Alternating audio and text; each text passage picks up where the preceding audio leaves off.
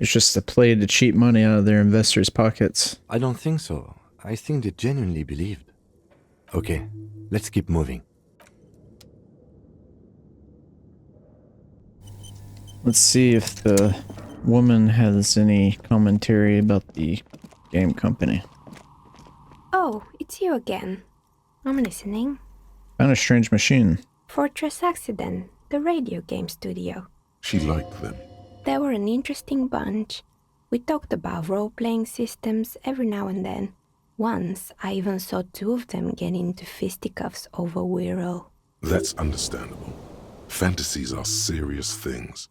The mind is the drawing board of history. They certainly took their work very seriously, even if they seemed to be chronically liberal with their schedules. What do you mean?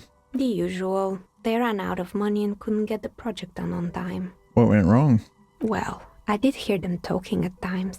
They seemed to believe they were historical individuals on some grand quest. She sounds almost mocking when she says that. Must have been on a pretty big ego trip. That's what I thought. Because when the money started to run out, they just began to complain a lot about capitalism. You know, how the markets are rigged to keep up new businesses and so on. In the end, they just didn't get it done. They didn't have enough willpower to produce something truly historic and to show up to work on time. She's right. Showing up to work on time is important. It's too bad. I would have supported them. The project looked great. Not the wisest decision. You would have lost all your savings. The result is 1 on a 20-sided die. The dice is black and filled with little silvery flakes, like snowfall. Anything else? Good. I hope it clarified things a bit. What else?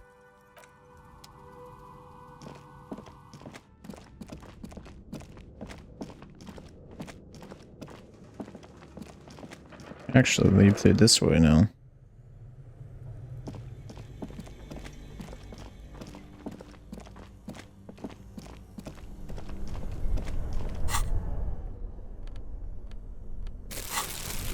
There any tear around here?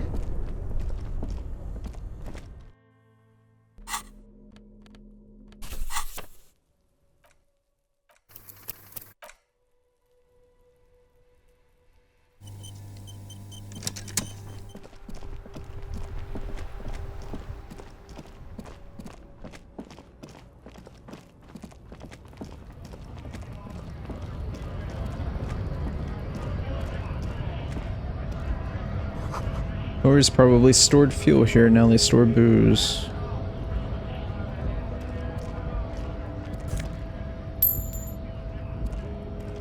A lorry stuck in the traffic jam. This big, heavy Grad-made machine is well kept for such an old machine. Look in the window. The windows are clear. They've been recently washed. You can see a lorryman's cabin with personal belongings, stickers, insignia. What kind? The driver has adorned his space with a substantial collection of peculiar paraphernalia. Proclamations about honor, strength, and purity are glued to various panels. A large metal pendant hangs from the rear view mirror. The pendant features a sun crowned with wavy rays. It is the seal of Royalist-era Revachol. What about the back seat? The back end of the cabin has a small perch to sleep, large ashtrays. There are several suns and wheels sewn into the curtains. A book with ragged edges catches your notice. The front cover features a large, muscular man. The title reads, Man from Eamdal in the Lost City of the Pygmies. Racist nationalist paraphernalia. Not unusual in this part of town. This is our guy. Think this lawyer belongs to our tough guy? Likely, yes. This guy's proud of who he is. Drapes it all over his machine.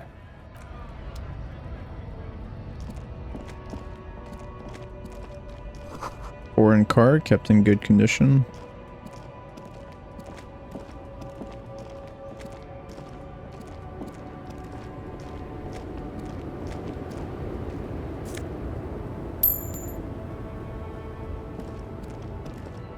The small, wrinkled woman does not greet you. She nods along to something on her radio. A photograph is clutched in her hands, and there is a warm smile on her face. The photo, an ambrotype from the turn of the century, as golden as her smile. It's the warmth of a winter night's fire. Maybe she could give you comfort and shelter, some cigarettes and food money. Maybe she's your... Excuse me, ma'am, I'd like to ask some questions. No response. Wherever this woman is, your words fail to reach her. Nothing to do here.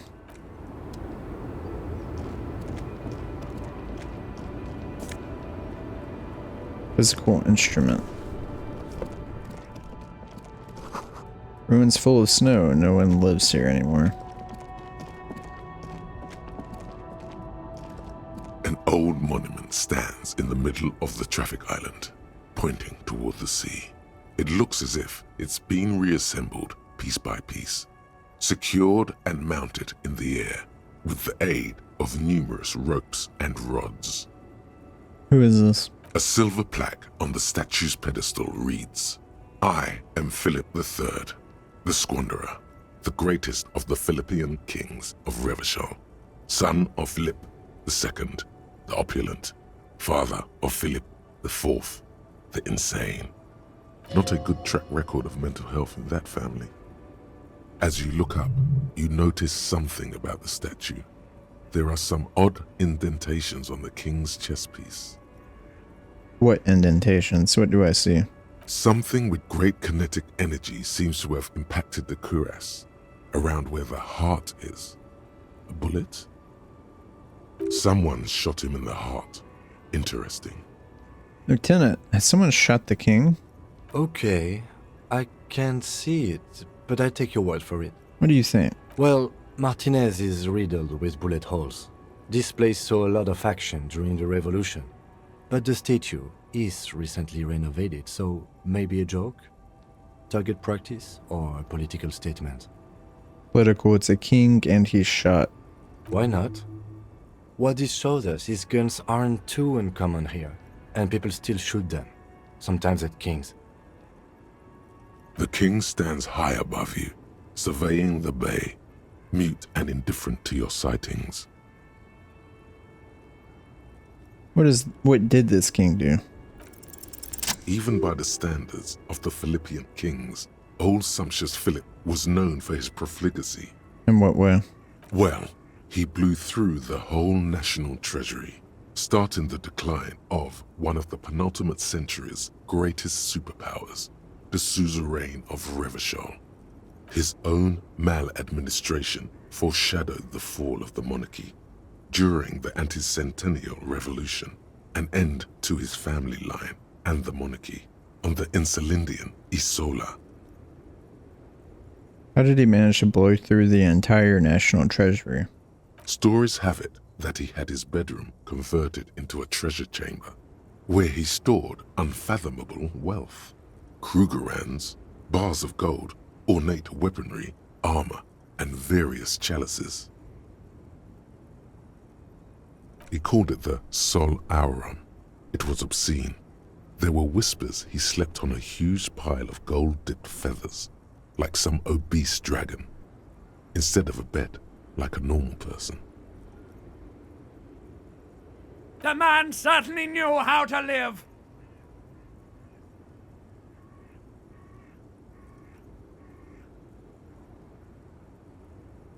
Wait, really? There's no way that's true. But wait, you haven't even heard about his fabled cocaine addiction. The what now? You see, old Philippe wasn't just good at squandering the national treasury on gold and ceremonial weaponry, he was also a prodigious snorter of nose candy. Okay. So he was addicted to nose candy, a bloated druggie. What is nose candy? Cocaine. This is a lot to process. His Majesty's courtiers said it helped him connect with the higher realms. So he was addicted. That's what the revolutionaries said 150 years later, right before they emptied out the royal mausoleum and dumped His Majesty's mortal remains in the Insulindian Bay. Where is he buried? Beneath the cold waters of the Insulindian Bay, thrown there by the revolutionaries after they cleaned out the royal mausoleum. What happened to the statue? The original was blown apart by communards, then further damaged during the landing of the coalition's airships during the turn-of-the-century revolution, when Martinez was leveled. Most historians think the coalition's hasty landing may have ultimately saved the statue. If the communards had more time, they would have reduced it up to even finer pieces. Who restored the monument? Some years ago, a group of liberal, artistically inclined individuals, designers mostly, thought it would be ironic to restore the statue of the most wasteful ruler of Revachol in the poorest part of the city. The statue is supposed to capture the moment it was blown apart, like an instant frozen in time, a rare butterfly trapped in amber, floating on a sea of shit. Funny and nihilistic. People in Martinez tend to disagree, as do many prominent art critics and thought leaders with more nuanced social awareness than the young ironists. Those critics might have it wrong, though. There's more to it than just ironism, but you can't say what precisely. Perhaps this art mystery will be solved at a later time. Philip III, the Squanderer, however, with his bronze face up in the air, doesn't seem concerned about what the hoi polloi think of him in death. Not that he ever did in life either.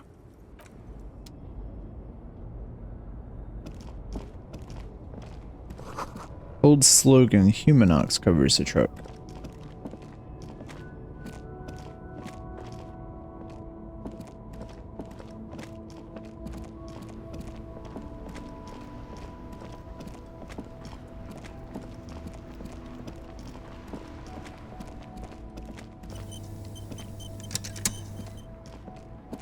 Everything's still cool here, officer. So, Celine, what's your stance on drugs? Drugs? I don't go in for that, officer. Drugs ruin lives. Unless you're into drugs, of course. In which case, drugs are excellent. Mwah! Tasty, tasty drugs. I actually don't like drugs. That's very cool. I don't like drugs either. I only said I do because I didn't want to sound lame. Peer pressure. Sir, it appears to be true. No drugs in sight, not in the box of sunglasses or under the speakers. We're looking for a lorry driver who's transporting drugs out of the harbor. He or she is in this traffic jam. That's even cooler. You investigating narcotics crimes like that? But I am not a lorry driver. I'm just a street vendor. I don't know anything about that. A blatant lie, sire. Yet he tells it with such conviction. We'd believe him if we didn't know better. But you are a lorry man. Another driver has identified you and your lorry. Who said that?